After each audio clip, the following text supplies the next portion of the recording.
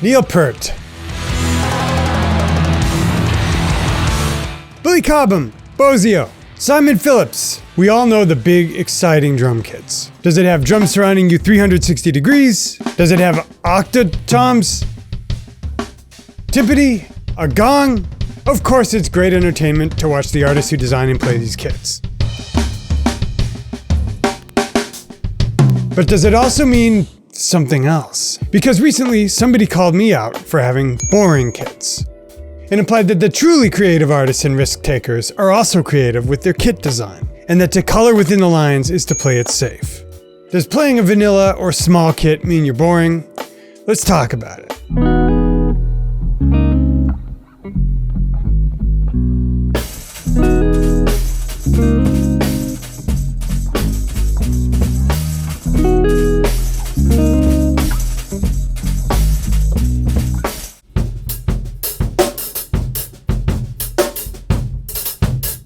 I've only really owned 3 drum kits in my life, and only 2 as an adult. When I was 10, my parents got me a student type kit, something like this. That was sufficient to get me through high school, playing in garage bands, and through college when I'd be practicing at home. When I graduated from college, my dad got me this as a graduation present. A classic Gretsch 4-piece. One up, one down, as they say. Same kit as many a jazz and rock legend played. But since college, I've mostly practiced in shared practice spots. Spots where if you set up a big fancy kit, somebody's gonna mess with it and put wear and tear on it. And if you store a big kit, you're gonna be wasting a bunch of space. So I really didn't buy a bunch of gear, with the exception of this practice kit, which I use when I visit my parents. And I've always felt fine with the mix of house kits and humble jazz drums. I've experimented with some modest setup changes, but nothing crazy. I've never felt creatively hindered, but recently I moved into a new practice space. You've seen it featured in such videos as this one. You think you're gonna play with perfect rebound without burying the beater in that scenario? Let alone heel down, and such Instagram clips as this one.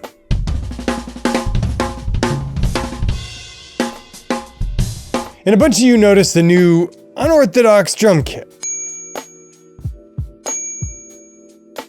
And I got some questions like, did you suddenly purchase a new big, crazy experimental drum kit? No. The kit belongs to Donald.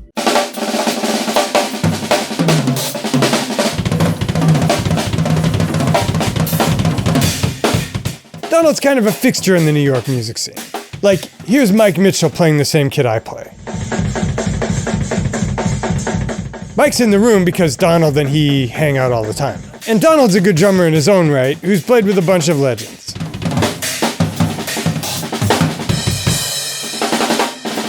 He's also a bit of a character. Turn off the hi-hat clutch and the snare strainer. Yo, what the f*** you doing, man? Tell him, Mike. I don't know. Yeah, turn it off. Here's why that's relevant. Donald's got this thing about kit setup. In fact, let me just read this. When I say you're square, it's not about demeaning you. Take, for example, my drum setup. If someone gave you $15,000 and said, go get any drum set you want and set it up in a room, you'd probably come back with a drum set that looked like everyone else's drum set. Maybe a vintage Gretsch and 3 vintage K cymbals. It got a little heated. You can see me here defending myself. Here's the thing, I gotta be me. I gotta play the kit that suits me. I stopped trying to be cool in my 30s. If I arrive at something cool organically, great, but it's never gone well when I've tried to impress people. Be that as it may, I think I've adapted to the Mapex beast pretty well.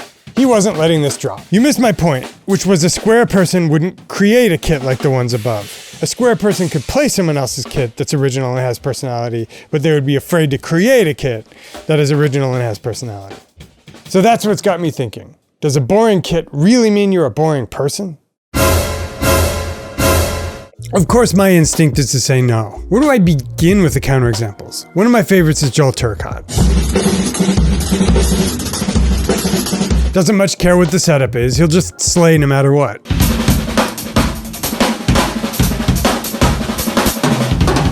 I mean, do I really need to give examples?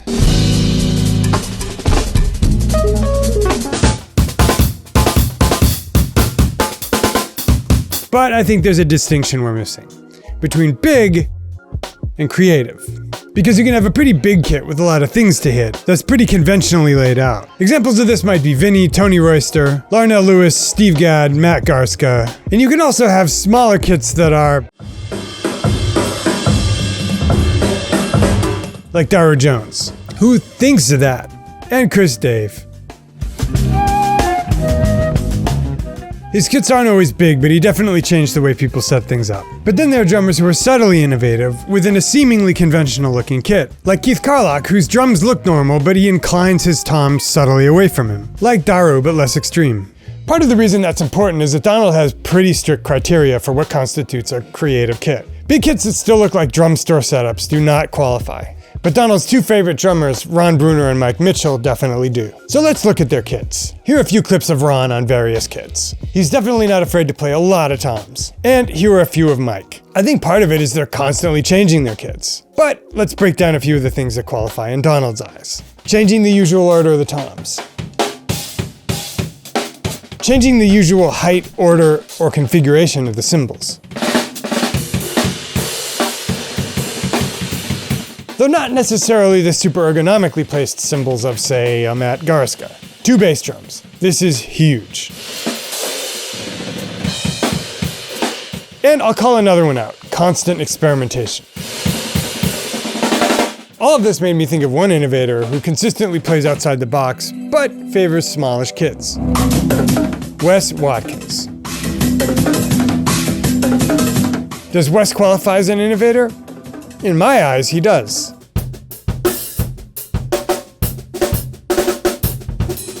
But of course, no video would be complete without a boring kit versus exciting kit video comparison. So let's start with the house kit of one of my 2 spaces. It's one you've seen in a ton of videos. It belongs to my friend Dylan, though it's not his tour setup, it's adapted for multiple users. When I play it, it feels safe, like I know where everything is. In fact, let's try the eyes closed test. So it's comfortable. Now, let's try Donald's kit.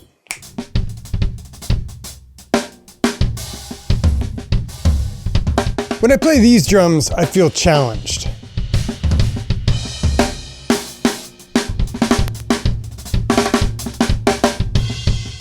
At first I had to think about everything I did, though not so much anymore.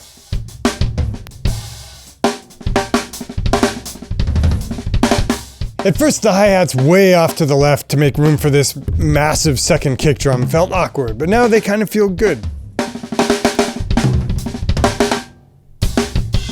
I'm not sure these are the exact cymbals I'd choose. In fact, that's better.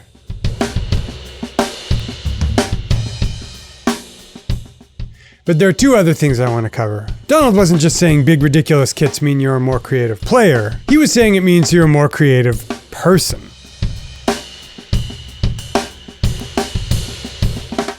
Let's look at my life and see if I've got big kid energy. I go to bed at 9:30 p.m. I drive this Honda. My study, which I could furnish in basically any way I want, looks like a furniture catalog. I don't do any exciting drugs, and I've been married for over a decade. I'd say the answer to that question is a solid no. I've got small kid energy. Aww. But I've had really different experiences from Donald with this one. And I've met enough out-of-the-mold musicians that I don't think you can really tell if somebody's creative by whether they seem boring at surface level in their day-to-day life or their vibe. I could give you a few examples, but I don't want to sound like I'm calling anybody boring. But strong disagreement from me here.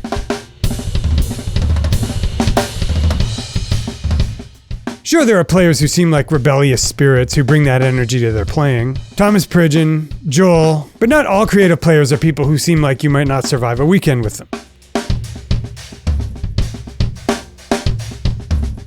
Plenty of out-of-the-box players seem at first blush like normal, color-within-the-lines people. Which doesn't even mean they are when you dig deeper. And even some of the people with the superficial affect of being rebellious spirits make super exciting music on so-called conventional kits.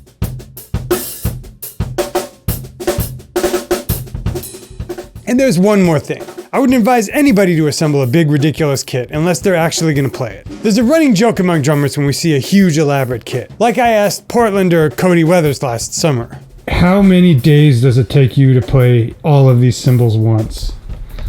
Sure, set up something crazy to challenge yourself and think outside the box, but eventually, in my humble opinion, you should gravitate toward what's most comfortable to play in a musical way.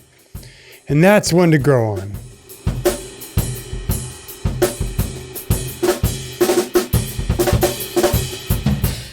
Anyway, guys, if you enjoyed that video and you want videos like this delivered to your inbox every week, just click the link below the player and enter your name and email on the next page. It's free. Dudes, it's been real. Always enjoy these. See you again next week in another lesson of the week.